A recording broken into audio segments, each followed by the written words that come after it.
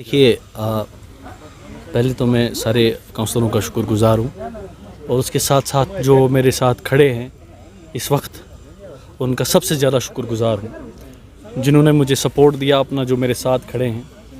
और honourable court ने इस पे स्टे दिया है और फर्दर फिर जो ऑनरेबल कोर्ट का जो डिसीजन होगा वो हमारी सर आँखों पे। लेकिन मैं ये बात कहना चाहता हूँ कि मैं इस नो कॉन्फिडेंस मोशन के ख़िलाफ़ क्यों हूँ। अगर ये किसी फैक्ट्स पे आया होता तो मैंने सच में रिज़ाइन किया होता। इतना मुझ में उसूल है और इतना मेरे में ज़मीर है कि अगर मेरे ख़िलाफ़ मेरी मेजॉरिटी होती है तो मैं रिज़ाइन करने के लिए तैयार था भी और तैयार हूँ भी। लेकिन एक चीज़ मुझे बताएं खुदा के वास्ते, हमारे यहाँ इन्होंने कहा कि इसने क्या कहते हैं उसको, फंड स्लैब्स किए, ये इनएफिशिएंट है।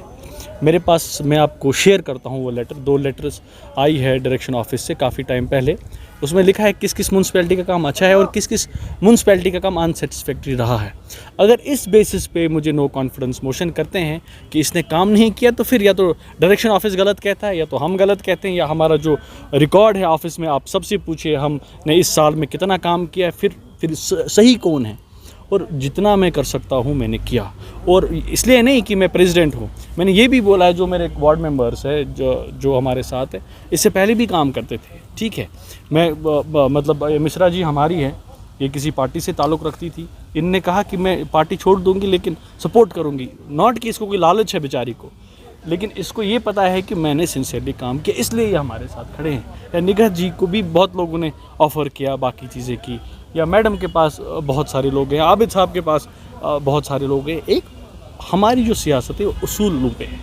पहली बात ना, मैं यहाँ पे पैसा कमाने निकला हूँ सियासत में, मैं क्लियर बात करता हूँ। मेरे पास ऑप्शन और भी हैं, बहुत सारे ऑप्शन, ठीक है। पैसा कमाने के ज़रिए और भी है, मुझे नौकरी भी अच्छी खासी मिल सकती है। लेकिन मैंने पहले भी बोला है कि मैं एज अ सोशल एक्टिविस्ट मैंने काम किया है। लेकिन अगर इस बेसिस पे आपको नो कॉन्फिडेंस मोशन आता है जो कि गलत है, तो उसके साथ मैं नहीं हूँ। अगर सही नो कॉन्फिडेंस मोशन में सही लिखा होता कि मैंने कुछ नहीं किया है, मैं इनएफिशिएंट हूँ, मैंने सीरियसली यहाँ से रिज़ाइन किया होता, मैं कोर्ट को अप्रोच नहीं करता। लेकिन इसमें खुसूसन जो बारामूला की आवाम है, मेरे पास इंस्टाग्राम, फेसबुक कॉल्स इतनी आई, मैंने सोचा था मैं रिज़ाइन करूँगा बीच में, क्योंकि मैंने कहा अगर मेजॉरिटी खिलाफ़ है तो ये है। लेकिन कुछ लोगों ने अंदर फ़ोन भी किए, नहीं आप रिज़ाइन मत करो, उसमें कुछ काउंसलर्स भी है। ऐसा नहीं है कि ये सारे बेचारे मेरे खिलाफ़ है। किसी को पार्टी का प्रेशर है, किसी को किसी का प्रेशर है, किसी बेचारे को सिक्योरिटी का ख़तरा है कि मुझे शायद सिक्योरिटी विड्रा करेंगे, किसी को लगता है उसने शायद कोई कांड किए है, उसको शायद जेल जाना होगा।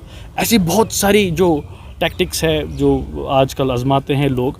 लेकिन उसके बावजूद भी देखिए, हम निकले हैं काम करने के लिए, कुर्सी रहे ना रहें, सीरियसली मुझे कोई फ़र्क नहीं पड़ता। मैं इन सब को काउंसलरों को यही कहता हूँ कि कोशिश करो आवाम के साथ इतना मिलजुल के काम करने की। और आपने देखा भी कि हमारे वार्ड्स में कितना काम हुआ। आप सब गवाह हैं, आप जर्नलिस्ट हैं। ये जो लाला साहब यहाँ पे वीडियो उठा रहे हैं, इसको पूछिए आपकी जो ड्रेन है वो किसके टेन्योर में बनी, वो कितने सालों से डिफंक्ट थी।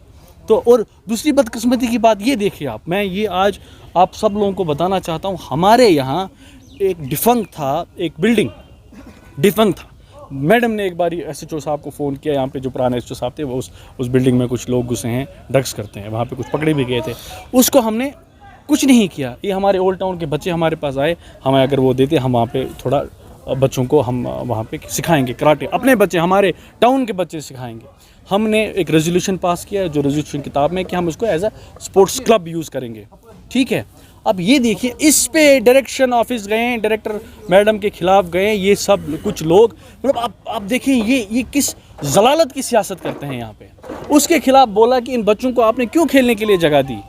मैंने कहा ये कम्युनिटी हॉल है, कम्युनिटी हॉल का मतलब होता है कम्युनिटी में कुछ फ़ायदा हो जाए, और हमने टेम्परेली उन बच्चों को जगह दी। हालांकि मैडम ने ही बोला कि यहाँ पे हम इस तरह बच्चों को देंगे, हम सब ने, मेजॉरिटी ने उस पर साइन करके। आप देखिए, इस पे डायरेक्टर मैडम को फ़ोन किया, मुझे वहाँ से आप कैसे, मुझे तो बोल रहे आपने बिल्डिंग बेच दी। मैंने कहा जनाब, ये बच्चे हमारे हैं, छोटे से बच्चे हैं, अगर इनको सीखने को कुछ वहाँ पे देंगे कोई बिल्डिंग, और ख़ुद के पैसे से, और हमने इनके नाम पे नहीं लिखा।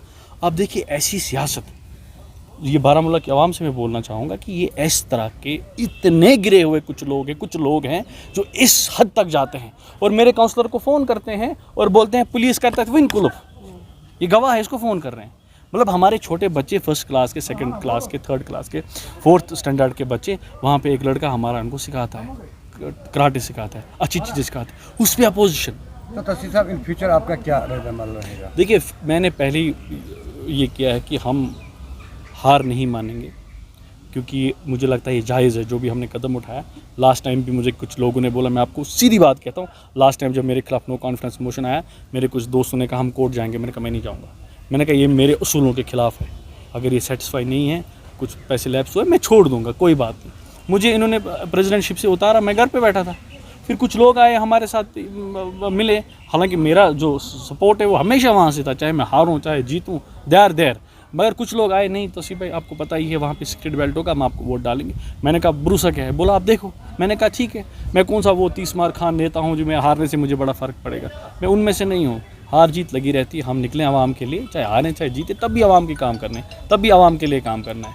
तो जो आगे का रद्द-ए-अमल आप बोल रहे हैं, देखिए अभी म्यूनसिपैलिटी के इलेक्शंस आने वाले हैं और बारामूला की आवाम ने सब देखा है कि यहाँ पे हुआ क्या। मुझे बताइए खुदारा 4 महीने टोटल म्यूनसिपैलिटी को, ठीक है, मुझे बताइए इस वक्त क्या फ़ायदा है एक प्रेसिडेंट को उतारने का, बताओ।